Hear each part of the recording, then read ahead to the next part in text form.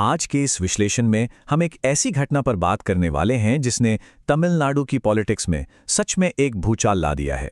सोचिए, पिछले 62 सालों से चला आ रहा डीएमके और एआईएडीएमके का एक छत्र दबदबा अचानक टूट गया है। ये कोई छोटा मोटा बदलाव नहीं है दोस्तों, ये पूरी बुनियाद को हिला देने वाला एक ऐतिहासिक शिफ्ट है। ओके, तो चलिए सीधे इस नंबर पर आते हैं। 144। ये सिर्फ एक आंकड़ा नहीं है, ये पिछले 4 दिनों से चल रहे एक बेहद इंटेंस पॉलिटिकल थ्रिलर का क्लाइमैक्स है। थालापति विजय और उनकी नई पार्टी टीवीके ने अपना पहला फ्लोर टेस्ट इतने बड़े मार्जिन से जीता है जिसकी शायद किसी ने कल्पना भी नहीं की थी। पर सबसे बड़ा रहस्य ये है कि जो पार्टी मेजॉरिटी मार्क्स से 10 सीटें पीछे थी, उसने इतना बड़ा लैंडस्लाइड जीत आखिर हासिल कैसे किया। तो सबसे पहले बात करते हैं उस ऐतिहासिक फ्लोर टेस्ट की जहां ये सब शुरू हुआ। असेंबली फ्लोर का माहौल उस वक्त बेहद टेंस था। एक नए चीफ मिनिस्टर के तौर पर विजय के सामने ये उनकी पहली और सबसे खतरनाक परीक्षा थी। नतीजे आने के तुरंत बाद उनके पहले शब्द थे, सीटी ने इतिहास बदल दिया है। यहां सीटी यानी विसल उनकी पार्टी टीवीके का चुनावी चिन्ह है। लेकिन ध्यान देने वाली बात यह है कि इतनी बड़ी जीत के बाद भी उन्होंने पूरे ठहराव के साथ अपनी सरकार को एक माइनॉरिटी गवर्नमेंट बताया, एक ऐसी सरकार जो अल्पसंख्यकों के अधिकारों की रक्षा करेगी। अब जरा असेंबली के फाइनल आंकड़ों पर एक तेजी से नजर डालते हैं। 144 विधायकों ने खुलकर विजय को बैक किया, सिर्फ 22 ने उनके खिलाफ वोट दिया, 5 बिल्कुल न्यूट्रल रहे। और हां, डीएमके के 60 विधायकों ने तो सीधे सदन से वॉकआउट ही कर दिया। अब इन फिगर्स को देखकर दिमाग में एक ही बात आती है कि आखिर मेजॉरिटी से कमजोर होने के बावजूद एकदम से इतना मैसिव सपोर्ट आया कहां से। इस गुत्थी को सुलझाने के लिए हमें इनके बेहद करीबी गणित यानी इस रेजर थिन मैथ पर ध्यान देना होगा। चलिए थोड़ा बैक कैलकुलेट करते हैं। मई की 4 तारीख को जब चुनावी नतीजे आए थे तब टीवीके ने 234 में से 108 सीटें जीती थीं। लेकिन असेंबली आते आते ये संख्या घटने लगी। पहला वोट कम हुआ क्योंकि नियम के अनुसार स्पीकर की कुर्सी वोट नहीं दे सकती। दूसरा वोट इसलिए गया क्योंकि विजय खुद 2 जगहों से जीते थे और उन्हें एक सीट छोड़नी पड़ी। और तीसरा वोट श्रीनिवासा सेतुपति की उस एक वोट वाली जीत पर चुनौती होने के कारण काउंट नहीं हो सका। तो इफेक्टिवली टीवीके के गारंटीड वोटों की संख्या घटकर बिल्कुल 105 रह गई। बहुमत के 118 आंकड़े से ये लोग अभी भी काफी दूर थे। और अब ये देखिए, 4 दिन की लगातार बार्गेनिंग और इंटेंस नेगोशिएशंस का नतीजा शानदार तरीके से दर्शाता है कि ये कमी कैसे पूरी हुई।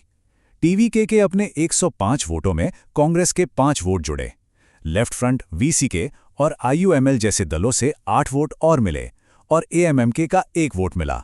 सब मिला के टोटल बनता है 119, यानी 118 के मेजॉरिटी मार्क से सिर्फ 1 वोट ज्यादा। ये सर्वाइवल का मार्जिन लिटरली एक धागे जैसा पतला था जिससे आराम से गिराया जा सकता था। लेकिन तभी कुछ ऐसा हुआ जिसने इस पूरे मैथ को पलट कर रख दिया। और आखिर में वो एक्सप्लोसिव ट्विस्ट आया जिसने इस राजनीति में आग लगा दी। एआईएडीएमके के अंदर की बगावत। फ्लोर टेस्ट के दिन एक ऐसा विस्फोटक मोड़ आया जिसकी किसी ने कल्पना नहीं की थी। राज्य की 2 सबसे बड़ी पुरानी पार्टियों ने बिल्कुल अलग अलग रास्ते चुने। जहां एक तरफ डीएमके के सभी 59 एमएलएज अपना विरोध जताते हुए चुपचाप सदन से वॉकआउट कर गए, वहीं दूसरी तरफ एआईएडीएमके में एक मैसिव इंटरनल फ्रैक्चर देखने को मिला। पार्टी की एकता पूरी तरह से बिखर गई। अब इस स्प्लिट में जो सबसे ज्यादा हैरान करने वाली बात है वो ये कि पार्टी बॉस एडापाडी के पलानीस्वामी के डायरेक्ट ऑर्डर्स की खुलेआम धज्जियां उड़ाई गईं। 24 एआईएम के विधायकों ने रेबल बनकर सीधे विजय के पक्ष में वोट कर दिया।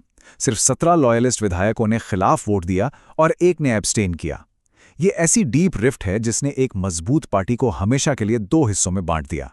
बेसिकली अब ये समझना जरूरी है कि एआईएडीएमके 2 अलग अलग खेमों में बढ़ चुकी है।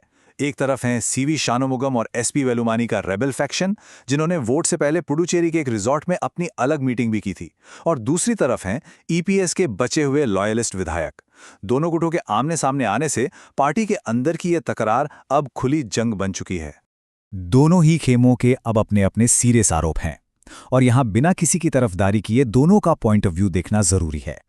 जेबल्स का दावा है कि उन्हें ऐसी अफवाहें मिली थी कि डीएमके और एआईएडीएमके मिलकर विजय को हराने का प्लान बना रहे हैं, इसलिए उन्हें बगावत करनी पड़ी। साथ ही उन्होंने लगातार 4 चुनावी हारों को ईपीएस के फेल्ड लीडरशिप का डायरेक्ट प्रूफ बताया। वहीं दूसरी तरफ ईपीएस लॉयलिस्ट ने इसका तीखा जवाब दिया है। उनका आरोप है कि ये रेबल्स रूलिंग पार्टी के आगे अपनी पूंछ हिला रहे थे और उन्होंने टीवीवीके से सिर्फ मंत्री पद की भीख मांगने के लिए ये कदम उठाया। ये स्टेटमेंट्स राजनीति के इस डीपली रूटेड कड़वाहट को सफाई से दिखाते हैं। इन सभी आंतरिक टकरावों के बाद सवाल उठता है कि क्या ये सच में एक नए राजनीतिक युग की शुरुआत है? चलिए इन बयानबाजियों से थोड़ा आगे बढ़ते हैं और एक मैक्रो लेवल व्यू लेते हैं।